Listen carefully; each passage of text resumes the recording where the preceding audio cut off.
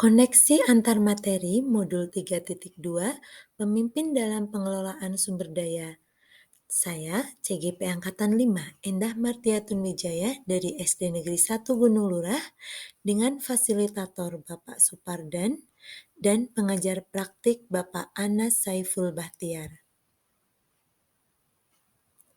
Kesimpulan tentang apa yang dimaksud dengan pemimpin pembelajaran dalam pengelolaan sumber daya. Sebelumnya, kita pahami dulu arti sekolah sebagai ekosistem. Ekosistem merupakan sebuah tata interaksi antara makhluk hidup dan unsur yang tidak hidup dalam sebuah lingkungan.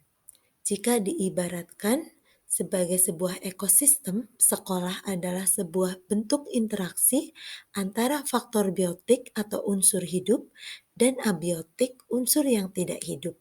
Kedua unsur ini saling berinteraksi satu sama lainnya sehingga mampu menciptakan hubungan yang selaras dan harmonis.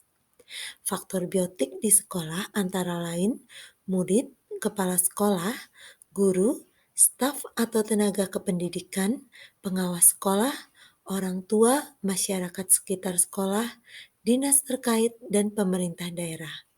Faktor abiotik di sekolah antara lain sarana dan prasarana, lingkungan alam, dan keuangan.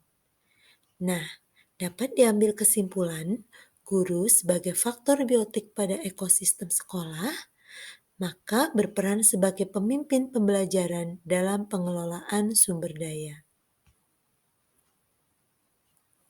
Bagaimana cara pengelolaan sumber daya yang ada pada ekosistem sekolah? Dalam hal ini penerapannya di kelas, sekolah maupun dengan masyarakat sekitar sekolah. Dalam pengelolaan sumber daya pada ekosistem sekolah, ada dua pendekatan. Yang pertama adalah deficit based approach atau pendekatan berbasis kekurangan. Yang kedua, asset based approach, pendekatan berbasis aset atau kekuatan. Pendekatan berbasis kekurangan atau masalah akan memusatkan perhatian kita pada apa yang mengganggu, apa yang kurang, dan apa yang tidak berfungsi dengan baik. Kekurangan yang dimiliki mendorong cara berpikir negatif, sehingga fokus kita adalah bagaimana mengatasi semua kekurangan atau apa yang menghalangi tercapainya kesuksesan yang ingin diraih. Semakin lama, secara tidak sadar kita menjadi seseorang yang tidak nyaman dan curiga yang dapat menjadikan kita buta terhadap potensi dan peluang yang ada di sekitar kita. Sedangkan pendekatan berbasis aset merupakan cara praktis menemukanali hal-hal yang positif dalam kehidupan dengan menggunakan kekuatan sebagai tumpuan berpikir.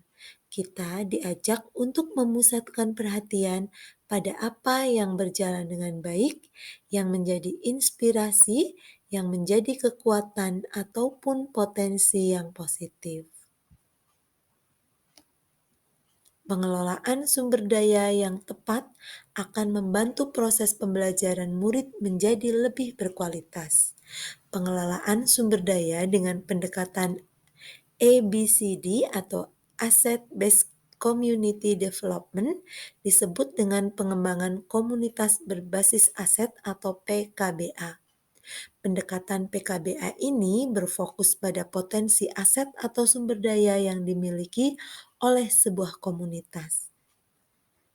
Nah, dengan pendekatan berbasis aset dalam proses pembelajaran murid, contohnya, murid yang kemampuannya kurang tidak dipandang sebagai murid yang bodoh.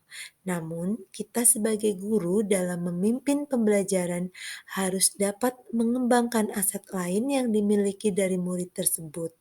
Karena setiap anak punya potensi masing-masing sesuai kodrat alam yang dimilikinya. Hal ini berkaitan dengan modul 1.1 Filosofis Ki Hajar Dewantoro. Dengan kita menggunakan pendekatan berbasis kekuatan, maka murid tersebut dapat mengembangkan dirinya sendiri tanpa rasa rendah diri, tetapi justru akan termotivasi untuk mencapai apa yang menjadi mimpi atau visinya. Dalam menemukanali potensi yang ada atau pengelolaan aset di sekolah, ada 7 modal utama. Yang pertama adalah modal manusia, yang kedua modal sosial, ketiga modal politik, keempat modal agama budaya, yang kelima modal fisik, yang keenam modal lingkungan atau alam, dan yang ketujuh modal finansial. Koneksi dengan materi modul sebelumnya adalah pendekatan berbasis aset merupakan dasar paradigma inquiry apresiatif atau IA yang terkoneksi dengan modul 1.3, di mana paradigma IA ini dipercaya bahwa setiap orang memiliki inti positif yang dapat memberikan kontribusi pada keberhasilan. Inti positif ini merupakan potensi dan aset organisasi. Dalam implementasinya, IA dimulai dengan menggali hal-hal positif, keberhasilan yang telah dicapai, dan kekuatan yang dimiliki organisasi, sebelum organisasi menapak pada tahap selanjutnya dalam melakukan perencanaan perubahan.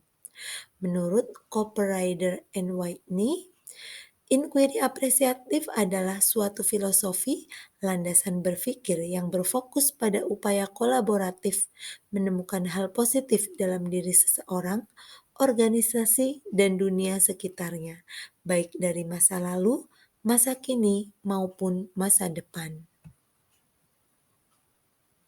Refleksi setelah belajar modul 3.2 ini adalah, sebelum mempelajari modul 3.2, saya lebih sering menggunakan pendekatan berbasis kekurangan, meskipun saya juga pernah menggunakan pendekatan berbasis kekuatan atau aset.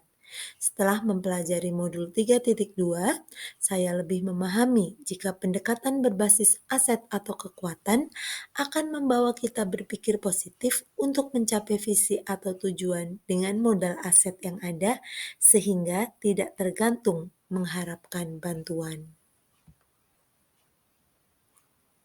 Apa yang berubah setelah belajar modul 3.2 ini? Yang berubah setelah mempelajari modul ini adalah cara berpikir atau paradigma dalam menghadapi suatu masalah menggunakan pendekatan berbasis aset atau kekuatan. Berusaha untuk menerapkan dalam pembelajaran di kelas maupun di lingkungan sekolah pada umumnya. Demikian koneksi antar materi modul 3.2. Terima kasih sudah menonton. Sampai bertemu kembali dalam pembelajaran di modul selanjutnya. Sampai jumpa.